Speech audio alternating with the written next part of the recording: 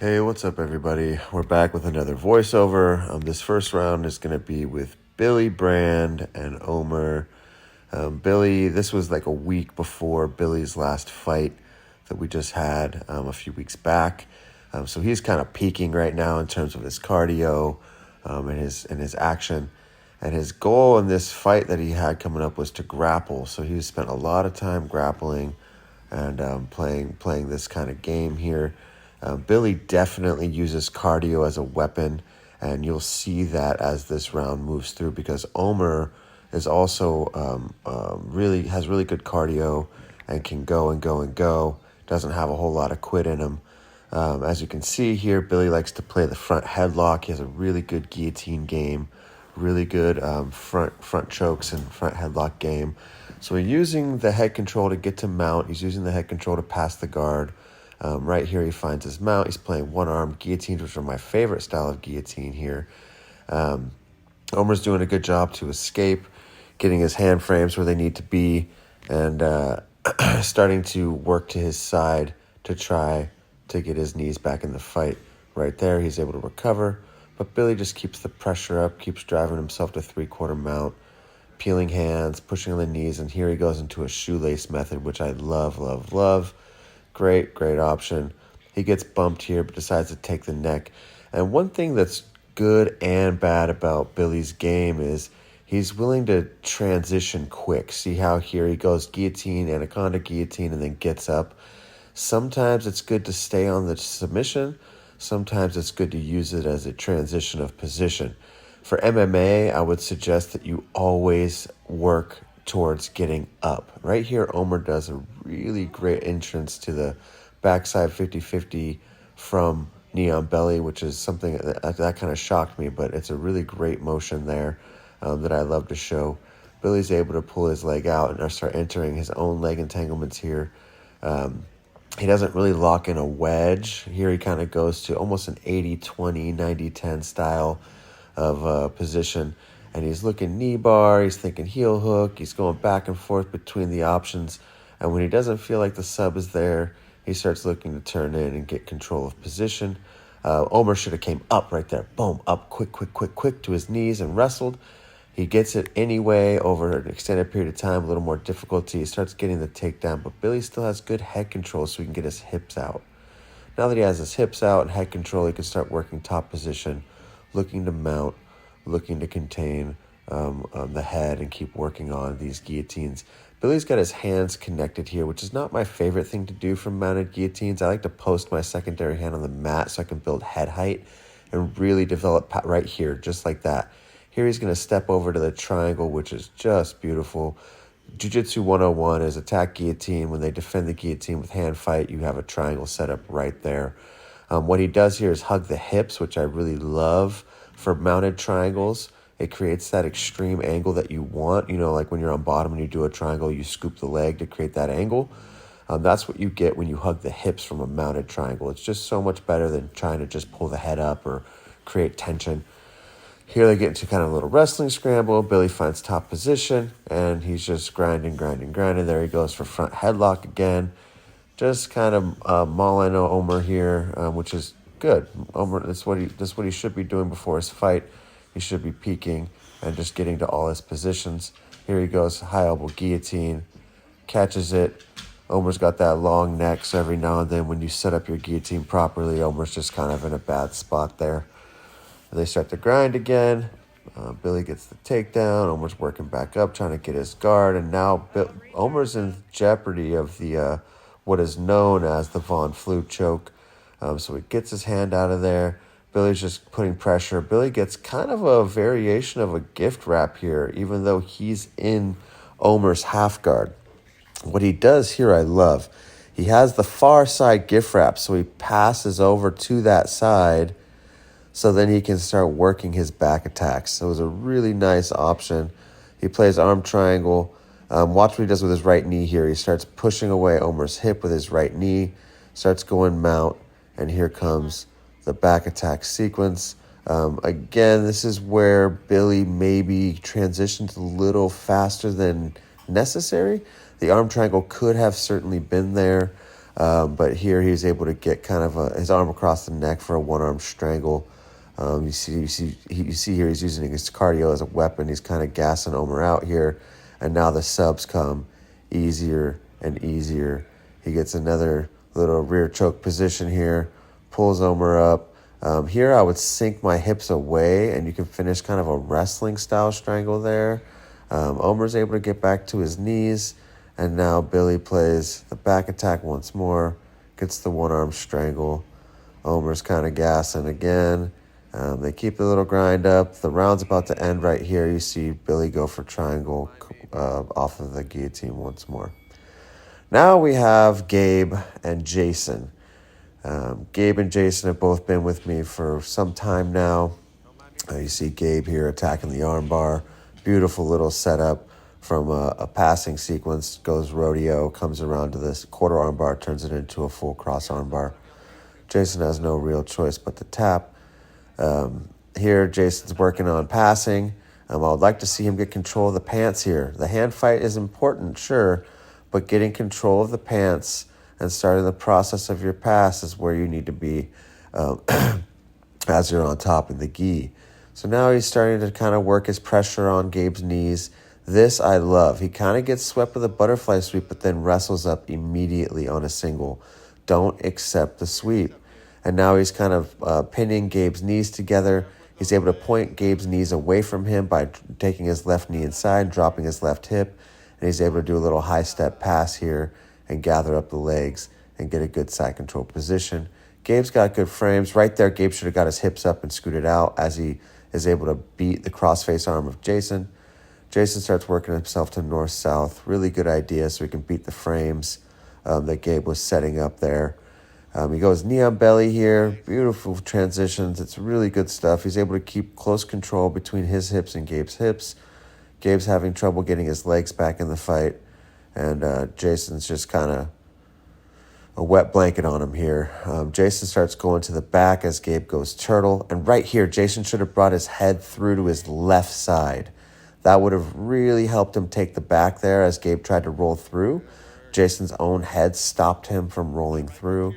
And now here, Gabe's playing a double outside ashi, trying to gather the heel. That's a really bad place to gather the heel, but if you do, it's the most optimal place to break outside heel hooks.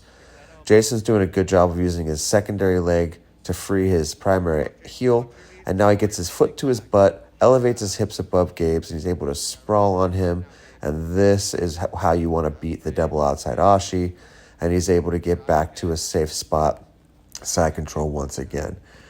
And we're back to this little battle. Gabe gets the underhook here. I'm like, Gabe, use that underhook. So he starts to use it, starts to get his hips out, and then he relinquishes it. I'm not sure why. Maybe because he got his right knee inside. I would like to have seen him keep that underhook and use it all the way until he got an escape. Now he's getting frames inside. Jason's still kind of a wet blanket on him here. Jason tries to step over to mount or the back, and he ends up getting caught in the closed guard and caught in a Kimura. Gabe throws in a little left butterfly hook here, and he's able to sweep him over. But as he does, you see that, Jason passes his leg to the inside and is able to start attacking the back. One great defense to Kimuras and toe holds is the back take. So Jason starts attacking the back. Gabe does a good idea of going to what was the free side and trying to get his back to the mat. And now Jason's going to come up on top to keep dominant position and find the mount. Now, I love what Jason's doing here. He's trying to expose elbows. Gabe does a really good job of shifting the weight off of him, but what Gabe makes the mistake of doing is that right elbow. He lets his right elbow pass Jason's center line, so Jason can now start attacking the back once again. When you go onto one side or the other from mount, you create asymmetry. You have to make sure your top elbow relative to the floor does not pass their center line. That's Gabe's right elbow here. So Gabe ends up going to his knees, giving up the back, and Jason's kind of doing a collar choke with the left hand, but he doesn't have his left leg really in the fight super well. It's not doing a great job as a hook. It's not doing a great job of controlling, so he uses it to pendulum himself back and get his hips back over Gabe's hips, which is really wise. Gabe's going to do a little roll here, and he starts going for a toe hold. But again, toe hold defense, one really easy defense is the back take. So I love what Jason did. He pushed the hips, threw his top hook over, and he's able to really establish a strong back control. Gabe starts beating the bottom hook, trying to turn into Jason, which is really, really smart. Jason's able to kind of pivot through, get the arm, straighten it. Not the best position, not the best way I'd like to see that finished, but considering, they've only been training for several months and they're white belts, that was an excellent sequence. Really, really good armbar. So I'm happy with it. Now we got Gabe trying to pass. He was controlling the legs, and now he's offering Jason motion so he can get movement going. Gabe really likes to enter leg attacks, especially from top. Here he has a good cross choke attack that kind of convinces Jason to bring his hands up so Gabe can pass a little easier. Walks himself to north-south, and now he's trying to isolate the position. Jason has good frames in, so he's able to pivot, create space. I'm not sure why Gabe didn't chase the angle there and continue to move forward for his pass. Right here, he does a little hip bump, jumps through, and tries to kind of go straight over Jason's knees. I feel like Jason could have bumped Gabe back there, but maybe he lost a little bit of the energy. And now Gabe's looking for mount, but he overcommits. Jason's able to get his legs back in the fight, get an extended leg, and attack the knee bar. Really, really, really good stuff. I'm so happy to see these types of attacks, to see them open up, and really look for submissions. It's what the game's all about. So now we're back to our hand fight, back to Jason trying to pass. Gabe pulls him into butterfly. Oh, and then the round's going to end here. Really, really good round between the boys. Super happy to see it. And now for our last round of the day, we have purple belt on purple belt action. Blake versus Olson. Here, Olson's going for one of his patented toe holds. And like I said, back takes off of toe holds are really, really good, really common sequence. Blake's able to kind of escape the position, almost go to the back, and end up coming on top for side control. Olson has that underhook, so he's trying to use it to wrestle up. Blake goes cradle here, and I'd like to see him bring his left knee over the top of Olson's right knee for a dope mount style position here. But he elects to start his rodeo, but Olson's able to get his legs back in the fight and kind of capitalize on that motion. Blake stays safe from the triangle, and he continues to work his passes. Here Olson throws on a knee bar, uses it as a sweep, doesn't chase the sub very much, which is fine. He kind of lost the knee angle, and he comes up and is playing passes from top half. There is a discrepancy between Jason and Olson's weight. Jason's quite a bit smaller than, Olson and Blake's weight. Olson's quite a bit smaller than Blake, and Blake is, as most of you know, a hydraulic press. Even if you do everything right, sometimes it doesn't work against him. Here, Olson sits out. I would like to see Blake get on his right hip, use a left arm underhook, a left leg butterfly, use his right hand to pick up Olson's right knee and take the back. It's my favorite way to take the back. I do it every time someone sits out.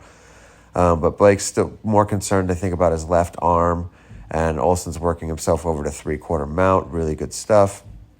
I'm going to fix his gi here. Right there, and now Olson is just kind of putting pressure on him, looking for his angles, looking for his positions. Blake goes turtle, and Olson starts looking for the back. Here, Blake starts to turn, and Olson beats the angle and starts taking the back right here. Like I said, you can do everything right against Blake, and sometimes he's just going to get up and get out of it. He is so strong. Here he starts controlling Olson's head, so Olson can't chase the angle well. Olson beats that lock pretty easily, but now Blake has Olson's gi. Blake has Olson a little out of position. Olson doesn't have his legs or wedges around Blake. Blake's able to grab the head, pop his hips out, and chase the takedown. Now Blake is working from top. Olson goes X-guard, and Blake does this thing here where he does kind of a leg drag. And now he has a somewhat of a knee bar style position. He's able to put some crank and torque on Olson's knee here and get a good finish. We love the leg entanglements here at this gym. Gi and no gi, everything is legal. Heel hooks, toe holds, knee bars, all of it. So Blake loves to attack those. Now Olson's playing his passing, good pants control. Look at that Toriando. He starts moving to one side, creating tension, fakes to that side, and then passes to the other.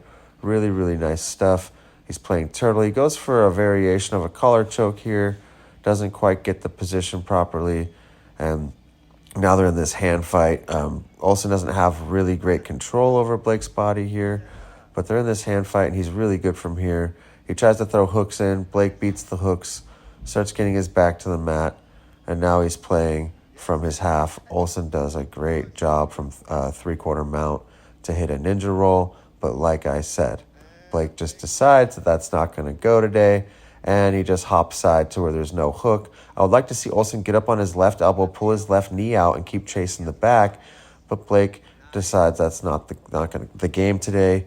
Olsen decides to go for one of his also patented guillotines. He plays high elbow guillotines really, really, really well. He doesn't trap Blake's hips here, even though he has the guillotine, so Blake's able to give up position, and Olsen has to chase position instead of submission, which is fine. I'd like to see Olsen go rodeo here a little sooner. Right now, he's going to start going rodeo, but Blake's already been able to establish some head height, and he's able to defend the position by going to a single leg. Olsen has that one-on-one on the far side, and here he jumps triangle. On most people in the world, this would have turned into a triangle submission, but against Blake, you're dealing with a different creature, and it just doesn't pan out. So here Blake just starts cranking on the legs, gets a good sub. His leg entanglement wasn't exceptionally good, but because of his power, because of the position of dominance on the legs, he's able to get that submission. Again, here's Olsen controlling the legs. That's what I like to see. He's controlling the legs, trying to play Toreandos. There he goes, a little leg drag Toreando combo. Starts coming in to beat the guard. And Blake is turning to face him, which is great. As you see, Olsen's controlling the bottom leg. That's so important. The bottom leg is what's going to give him recovery. So now here, I would like to see Olsen really try to hit a rodeo. He tries, but Blake comes up to his knees, and now we're playing crucifix. This is one of the main places I can sub Blake from. But again, he's just so damn hard to finish. Olsen has an excellent collar choke. He is very good at it. He's very strong, and he's no slouch here. But Blake is just a freak. So 90% of people in the world are tapping here or going out. Blake almost goes out. You can see it in his face, but Olsen just loses the strength in his fingers. Blake's able to come out of the position and beat it, and that's going to be the end of the round here. I really hope you guys like the video. I hope you guys like the matches and the voiceover. Go ahead and like, subscribe, comment. And again, if you had anything to add to that, go ahead and throw it down in the comments. And yeah, we'll see you guys in the next one.